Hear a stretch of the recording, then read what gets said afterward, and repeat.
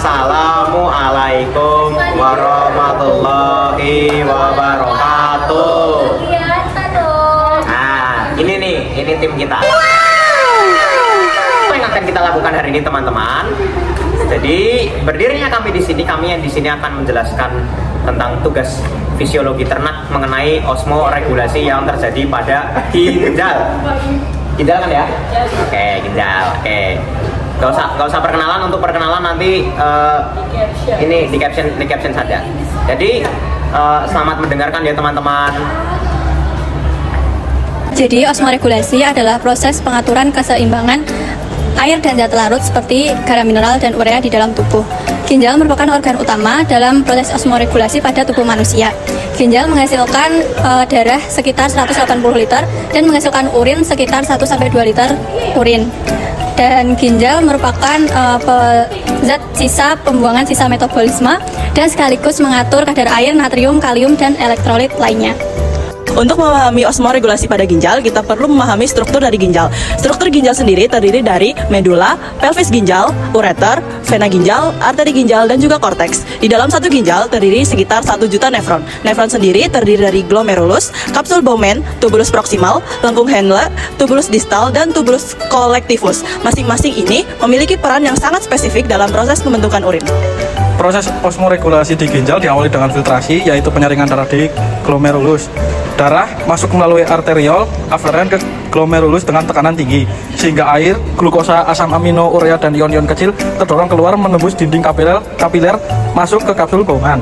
Hasil penyaringan ini disebut filtrat glomerulus atau urin primer. Sel darah merah dan protein besar tidak ikut tersaring karena ukurannya terlalu besar untuk melewati membran filtrasi. Tahap selanjutnya adalah augmentasi, yaitu penambahan zat-zat sisa yang tidak dibutuhkan tubuh ke dalam filtrat. Proses ini terjadi di tubulus distal dan tubulus collectivus. Zat-zat seperti ion hidrogen, ion kalium, amonia, dan sisa obat-obatan disekretasikan dari kapiler darah masuk ke dalam filtrat. Pada tahap ini juga terjadi penyerapan air terakhir yang dipengaruhi oleh hormon ADH. Hasil akhirnya adalah urin sekunder yang kemudian dialirkan ke pelvis renalis, ureter, kandungan kemih, dan akhirnya dikeluarkan dari tubuh. Lalu ada proses reabsorpsi. Setelah filtrasi, zat yang terbentuk masuk ke tubulus proksimal dan mengalami proses reabsorpsi, yaitu penyerapan kembali zat-zat yang masih dibutuhkan oleh tubuh. Yaitu di tubulus proksimal, sekitar 65% air, seluruh glukosa, asam amino, dan sebagian besar ion natrium diserap kembali ke kapiler darah. Proses ini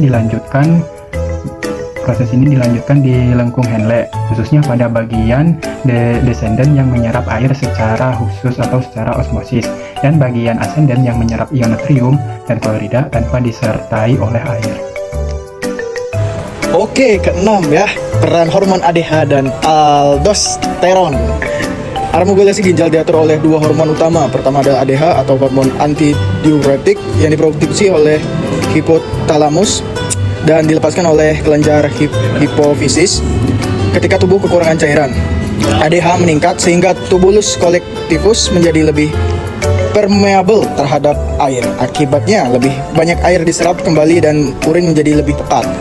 Kedua, aldosteron dari kelenjar adrenal yang meningkatkan reabsorpsi natrium di tubulus distal. Semakin banyak natrium diserap, semakin banyak air yang ikut tertahan di dalam tubuh. Osmoregulasi pada ginjal juga memiliki gangguan-gangguan. Jika osmoregulasi ginjal terganggu, maka berbagai penyakit akan dapat muncul, seperti diabetes insipidus, terjadi ketika tubuh kekurangan ADH, sehingga ginjal tidak mampu menyerap air dengan baik dan penderita menghasilkan urin dalam jumlah yang sangat banyak. Lalu ada gagal ginjal yang menyebabkan ginjal tidak mampu menyaring darah secara optimal, sehingga zat sisa menumpuk di dalam tubuh. Dan batu ginjal terbentuk dari endapan mineral akibat konsentrasi urin yang terlalu pekat. Kondisi-kondisi tersebut menunjukkan betapa pentingnya fungsi ginjal dalam menjaga keseimbangan tubuh. Untuk kesimpulan kali ini, jadi dapat disimpulkan bahwa ginjal memiliki peran sentral dalam osmoregulasi tubuh manusia melalui 3 tahap utama, yaitu filtrasi, reabsorpsi, dan augmentasi. Ginjal mengatur kadar air, garam, dan zat sisa dalam darah secara sangat presisi. Iya, betul. Proses ini juga dikendalikan oleh hormon ADH dan aldosteron. Menjaga kesehatan ginjal dengan cukup minum air putih dan pola makan yang sehat akan sangat penting agar fungsi osmoregulasi itu dapat berjalan dengan optimal. Sekian yang bisa kami sampaikan dari kelompok kami. Kami mohon maaf apabila kami masih terdapat kesalahan di dalam kami membuat video ini. Kami tutup. Wassalamualaikum warahmatullahi wabarakatuh.